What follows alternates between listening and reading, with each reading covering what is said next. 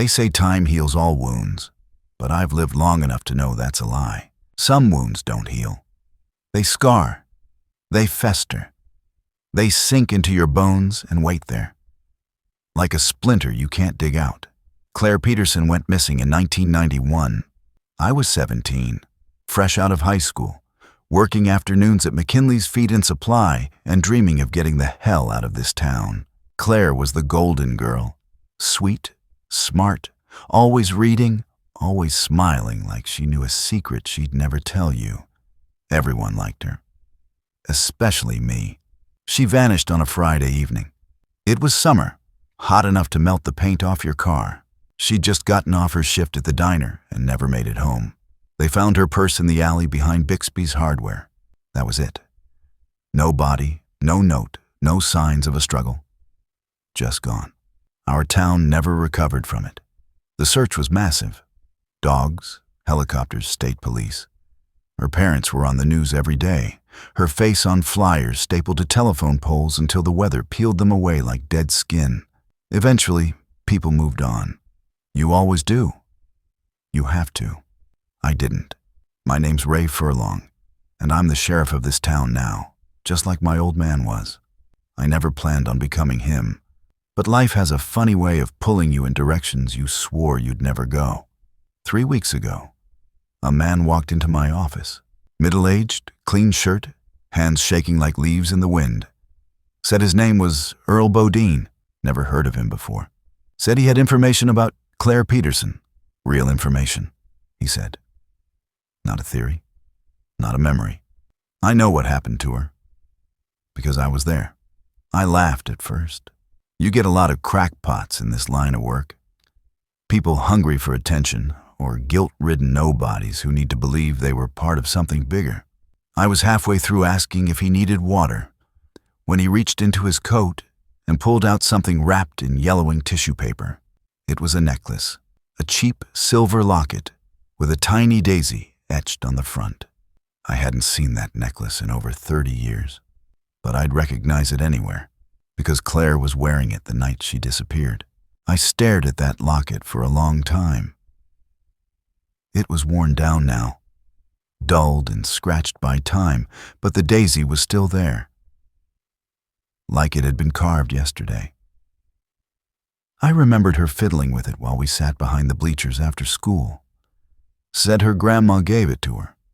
Said it was the only thing she wore every day. I asked Earl where he got it. He didn't answer right away, just looked at me like a man rehearsing a confession he'd carried for decades. She gave it to me, he said, before she died. I didn't breathe. Where? I asked, careful to keep my voice flat. No judgment, no emotion, just like the academy taught us. He looked me dead in the eye. In a cabin up near Briar Ridge. Now that got my attention. Briar Ridge was thick pine country, no cell reception, barely any roads. I'd hunted up there with my dad as a kid. A place where a person could disappear real easy, and where no one would find you unless they were looking real hard. She was alive for about 5 days, Earl said. Then she didn't make it. He said the words like someone repeating a story told to them, not like someone who lived it. You're saying you were involved in Claire's kidnapping? I asked. Earl's hands trembled. I didn't take her. I swear to God I didn't. I was just a kid. My uncle, Tobias, he brought her up there. Said she was trouble. Said we were keeping her until her folks paid up. Ransom. My skin went cold. There were rumors back then that Claire's family was richer than they let on. Her father, Howard Peterson, owned half the downtown strip. But no ransom note was ever delivered. No demand. Just silence. A girl who vanished. And a town that filled in the blanks with gossip. Why now? I asked. Why come forward after all these years? Earl looked down at his hands. Because Tobias is dead. Heart attack. 2 weeks ago. And when I was going through his trailer, I found her locket. And I found this. He pulled a photo from his pocket and laid it on my desk. It was water-stained and faded, but the image was clear enough. A girl, Claire, sitting on a wooden chair in what looked like a cabin. Her eyes were red. She was alive. And behind her, just out of focus, was the unmistakable shape of a man holding a rifle. I stared at that photograph so long my coffee went cold. It wasn't just the proof. It was the timing. I'd lived with Claire's disappearance my whole damn adult life. Buried it under work, under duty, under everything I could find. And now here it was. Evidence. Real, solid, undeniable. I knew I couldn't sit on this. But I also knew I had to play it carefully. Small towns like ours don't react well to the past being dug up. Too many people have too much to lose, and half the time the ones who scream the loudest about justice are the first to slam the door when you come knocking with the truth. "Where's the cabin?" I asked. "Up past mile marker 12 on Briar Ridge Road," Earl said. "About 2 miles off the trail. We used to follow a dry creek bed. It's probably gone to rot now." I asked if he'd take me there. He hesitated, then nodded. We left at dawn the next morning. I didn't tell my deputies, didn't even tell the state. Just me, Earl, and a printed topo map from the station archives. As we drove, I watched him out of the corner of my eye. He didn't look like a liar. He looked wrecked, worn down by something he didn't know how to carry anymore. The road turned to gravel, then dirt, then nothing. We parked the cruiser under a canopy of pines and hiked the rest. No trail, just broken branches and the crunch of needles underfoot. After about an hour, Earl stopped, looked around like a dog catching a scent, and pointed to a patch of brush. "It's through there." What we found was a ruin. Cabin walls sagging inward, roof half collapsed, moss growing over every inch. It looked like it had been swallowed by the woods. Inside, there were still remnants of life. A rusted potbelly stove, a stained mattress in the corner, an old wooden chair, just like the one in the photo. And carved into the wall, in blocky, childish letters, were 4 words. "Help me. Claire P." I turned to Earl. "Why didn't you help her?" He didn't answer, just stared at that carving like it might open up and swallow him whole. That's when I knew. He was lying about something. Maybe not everything, but something. And I intended to find out what. We sealed off the cabin and called in the state forensic unit the next day. Officially, I reported it as part of a new investigation tied to long-dormant missing person evidence. Unofficially, I left Earl out of it, for now. He'd led me to something real, I'd give him that. But something in my gut said we weren't getting the whole story. Back at the station, I started digging. Old police reports, witness statements, news clippings yellowed with age. My dad's handwriting on half of them. I remember watching him during that time, how tired he looked, how short-tempered he got. I was just a kid, but I always wondered why he took Claire's case so personally.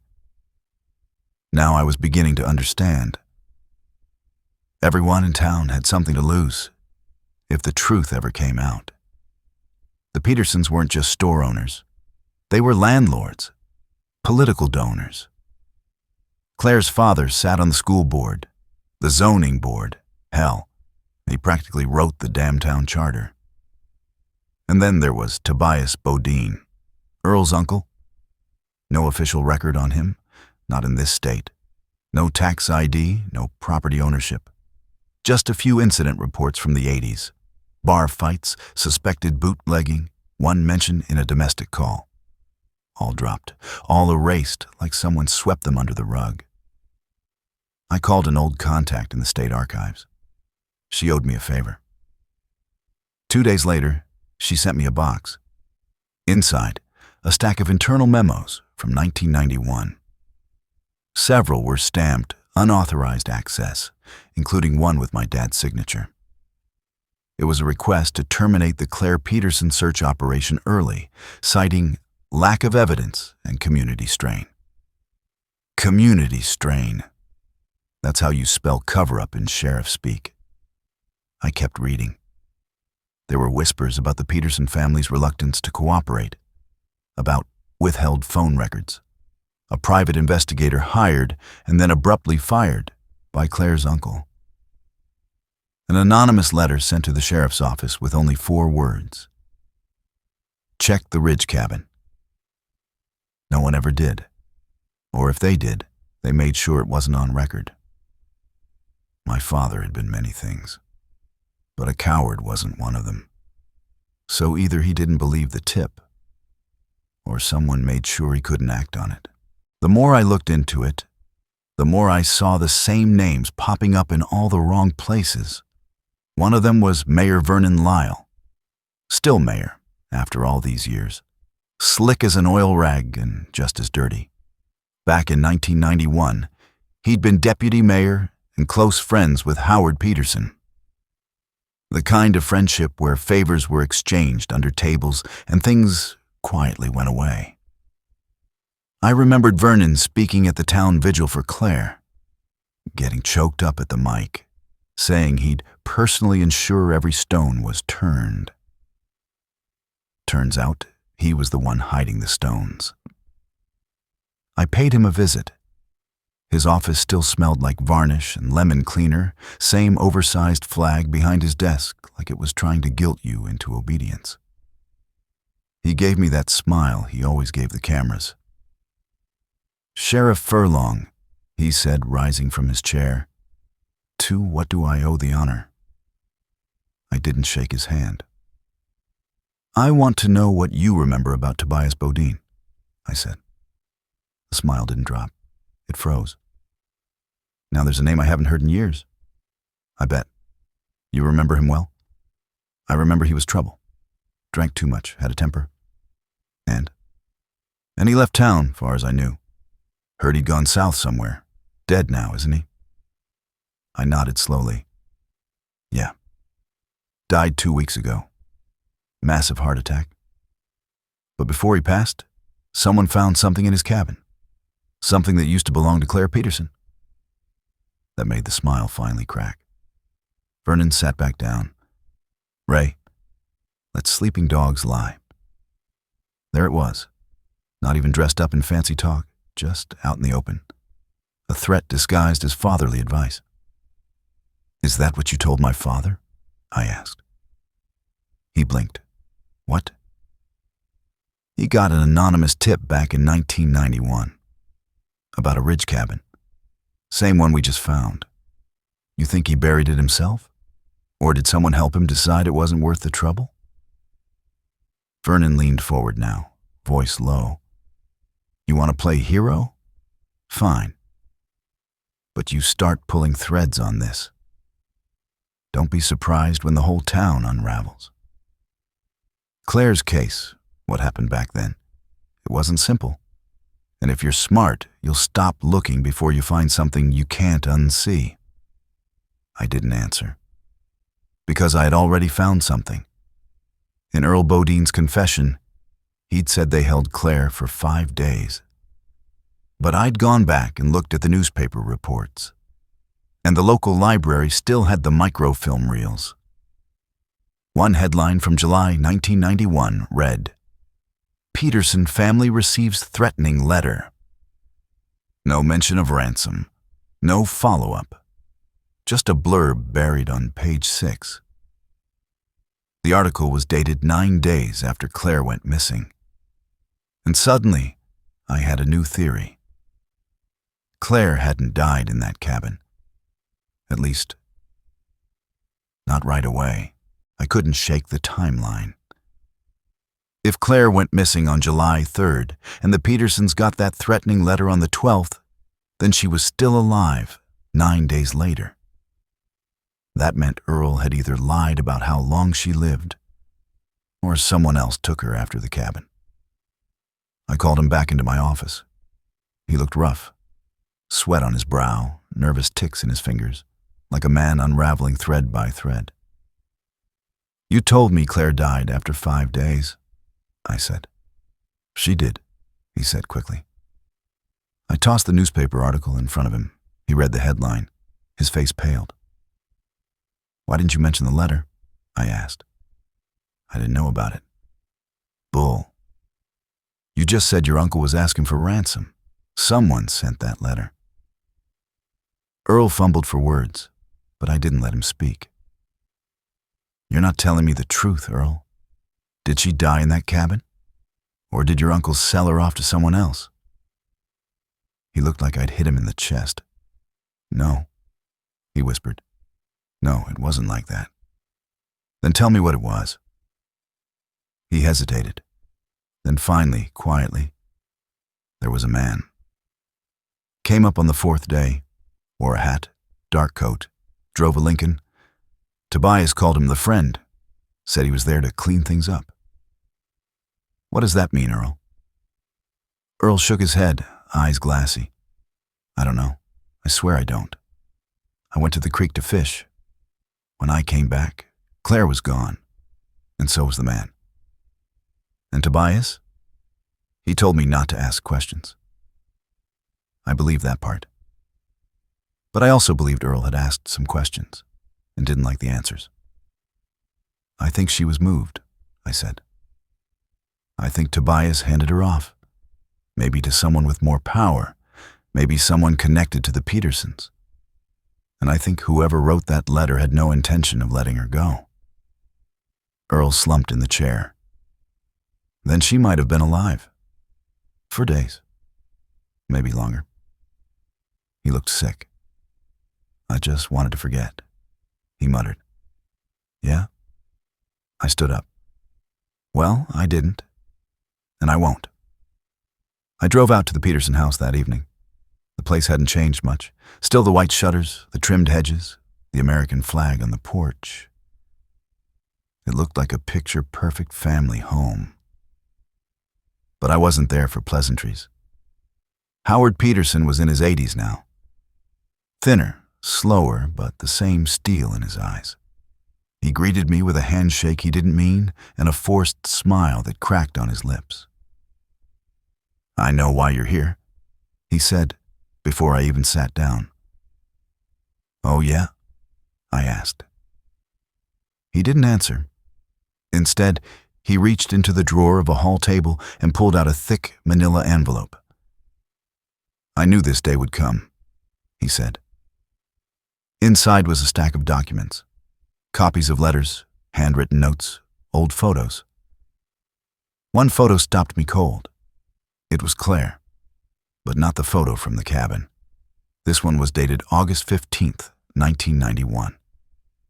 She was standing in front of a wood-paneled wall, looking thinner, paler, but alive, nearly 6 weeks after her disappearance. The handwriting on the back read, "Send the money, or she disappears forever." My mouth went dry. There it was. Proof. Proof that Claire had survived for weeks after the town gave up on her. After the posters came down. After my father stopped answering reporters' questions with anything but no comment. I looked up at Howard Peterson. He wasn't crying. His face was stone. "You had this the whole time?" He nodded once. "You didn't tell the sheriff's office? You didn't go public?" "I did what I thought was right," he said. "For my family. For Claire." "You mean you paid them?" "No." He swallowed hard. I refused. I stared at him, trying to understand. "They asked for $200,000, he said. "Back then, that was everything we had. I didn't know if it was real, if it was a scam. The cops told us not to engage." The cops? Or my father? His silence told me everything. "He told you to wait," I said. Howard looked me dead in the eye. "Your father thought the note was bait. He thought it would lead them to her. So we waited. 1 week, then another. And they never wrote again. I felt something twist inside me. Rage, sorrow, betrayal. My father had made a calculated decision. Maybe the wrong one, maybe the right one, given what little they had. But it ended the only chance Claire ever had. You ever find out who sent it? I asked. Number envelope was postmarked from Denver. No fingerprints, no name. Why keep all this secret? Howard exhaled slowly, the breath of a man who's been waiting 30 years to be judged. Because the town needed peace. My wife needed peace. And part of me didn't want to know what they did to her after I said no. I couldn't argue with that. But I also couldn't accept it.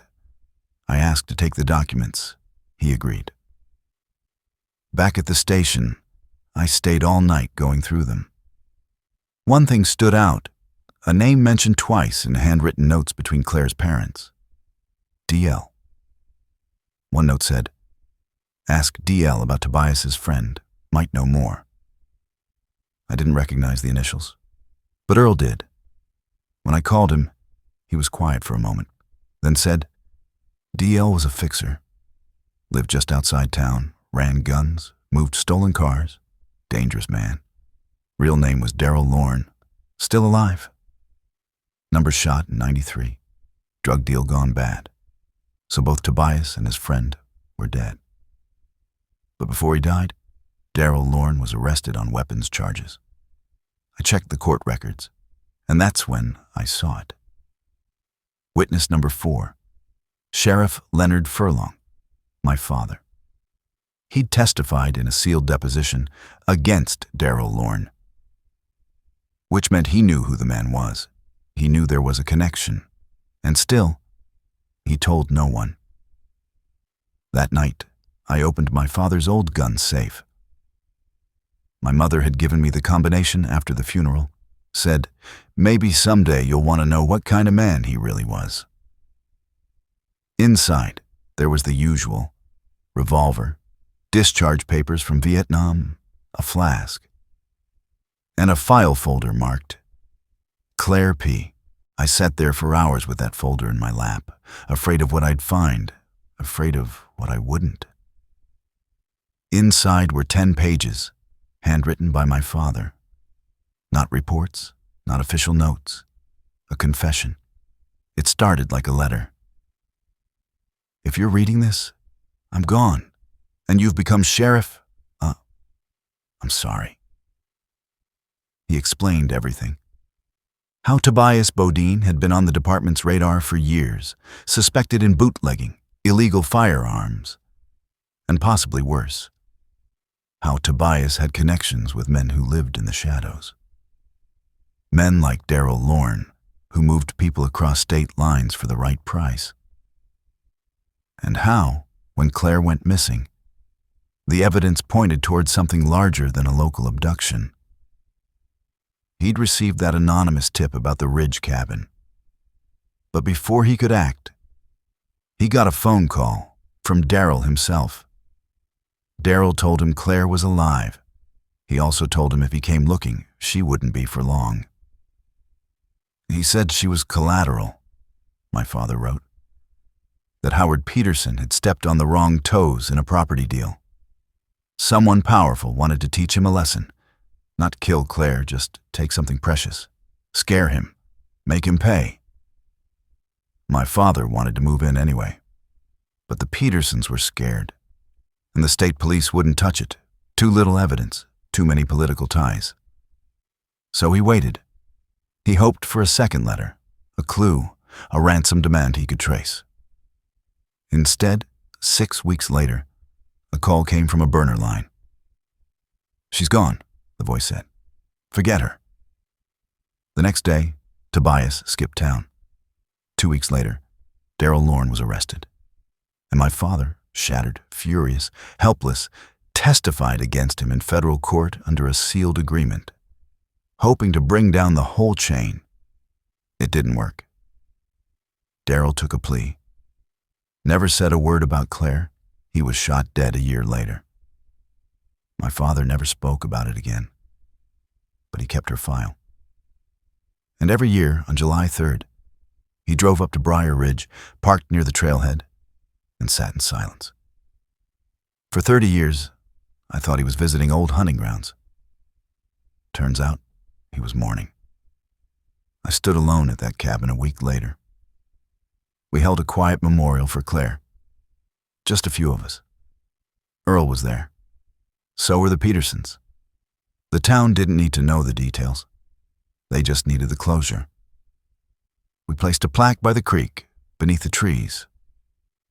In memory of Claire Peterson, gone too soon. Never forgotten, I didn't make any arrests. The men responsible were dead. The system that failed her was already rotting. But I wrote a report, a real one, and I filed it under her name. Not as missing, not as presumed dead, but as solved. Sometimes justice doesn't come with sirens or cell doors. Sometimes it comes with the truth, whispered too late, in the voice of a son finishing what his father couldn't. Thank you for spending this time with me. If you enjoyed the story, give it a like and don't forget to subscribe so you don't miss the next one.